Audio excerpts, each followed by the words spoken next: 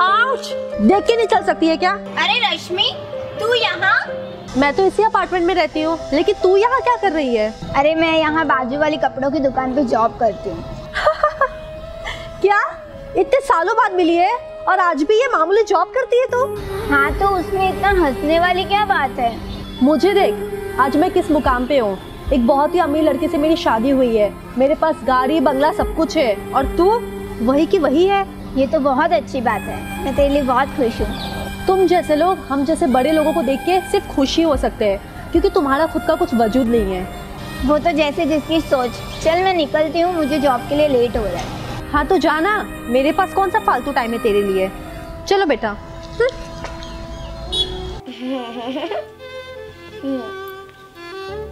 अरे तू आ गई? अरे वाह, आखिरकार तूने नया फोन ले ही लिया। हाँ, वो मेरे पापा ने आज ही नया दिलवाया। हाँ यार, तेरा फोन तो सच में बहुत बढ़िया है।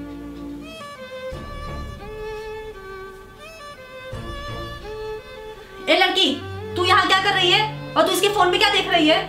अरे मम्मी, ये मेरी दोस्त है दृष्टि, मैं ही इसको मेरा नया फोन दिखा रही थी। तेरी दोस्त है तो क्या हुआ? ए लड़की, तुझे कुछ पता नहीं चलता क्या? सीधा आकर मेरी बेटी का फोन लेकर बैठ गई तू। नहीं आंटी, मैंने तो मना ही किया था, मगर हितांशी ने मुझे कहा कि ये लो तुम भी फोन देखो। अरे वो तो कुछ भी बोलेगी तो तू क्या सुन लेगी?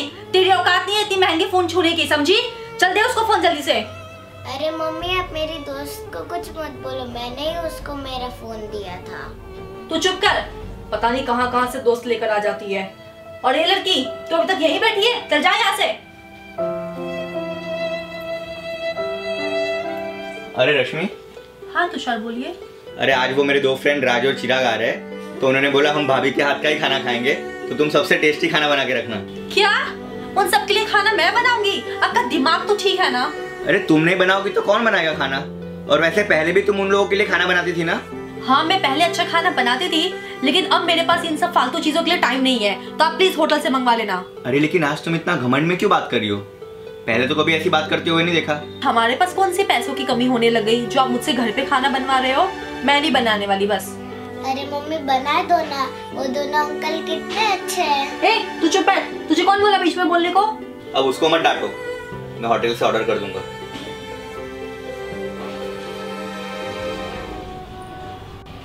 हाय रश्मि।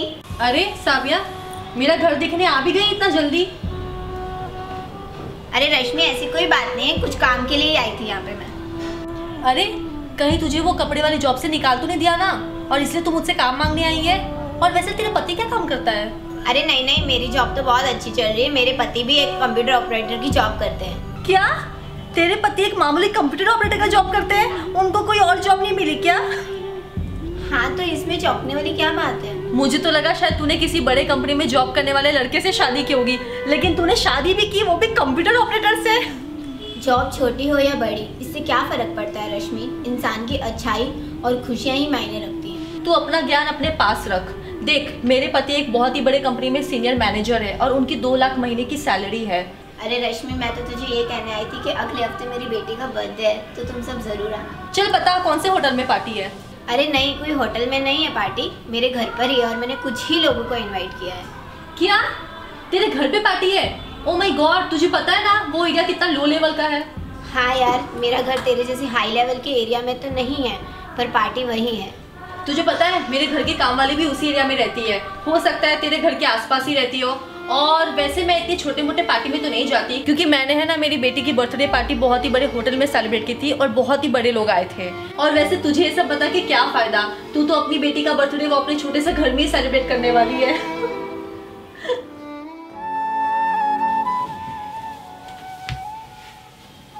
वाह रश्मि वाह, बहुत बड़ा तीर मार दिया ना तुमने आज लाइफ में, मजा आ गया। क्यों, क्या हुआ तुषार? आप अचानक से ऐसी बातें क्यों कर रहे हैं? ये तुम मुझसे पूछ रहे हो क्या हुआ? इस बच्ची ने मुझे तुम्हारी सारी सच्चाई बता दी है। आज तुम्हें पैसों का इतना ज्यादा घमंड आ गया कि तुमने अपनी पुरानी दोस्त का इतना गंदे तरीके से अपमान किया। मुझे तुमसे ये उम्मीद नहीं थी। अरे आप उसको नहीं जानते, दरअसल बात। अरे क्या बात है, आज तुम्हारे इस पैसों के घमंड ने दोस्ती के रिश्ते को कलंकित कर दिया है। तुषार आप सही कह रहे हैं, मैं पैसों के घमंड में इतनी अंधी हो चुकी थी कि दोस्ती जैसे पवित्र रिश्ते तक का अपमान कर दिया मैंने। लेकिन मुझे अपनी बेटी की वजह से ये समझ आ चुका है कि मैं बहुत बड़ी गलती करने जा रही थी, लेकिन तुषार आज ही मैं इस गलती को सुधारूंगी। आप अभी चलिए मेरे साथ। लेकिन क्यों? मैं साबिया से माफी मांग लूंगी। ठीक है चलिए। साबिया, अरे तू यहाँ क्या कर रही है? इतनी बेइज्जती करके तेरा दिल नहीं भरा जो तू वापस यहाँ पे मेरी बेइज्जती करने आ गई है? अरे तू मुझे गलत समझ रही है। दरअसल बात ये है कि अरे रश्मि रहने दे, कहने सुने को बचा ही क्या है अब। साबिया, उससे अपनी बात बोलने दो। दरअसल ये अपने किए पे शर्मिंदा है, इसलिए तुमसे माफी मांगने आई है। क्या? आपकी पत्नी तो इतनी घमंडी है, आज अचानक क्या हो गया? साबिया, मैं तुम्हारे बारे में गलत सोचती थी। दरअसल मुझे पैसों का घमंड आ गया था, लेकिन मुझे तुषार ने अपनी गलती का एहसास करवा दिया। और साबिया, मुझे ये चीज़ समझ आ गया है कि पैसों का तो क्या है, आज है कल नहीं है, लेकिन सच्चे रिश्ते हमेशा कायम रहते हैं और तू मेरी सच्ची दोस्त है।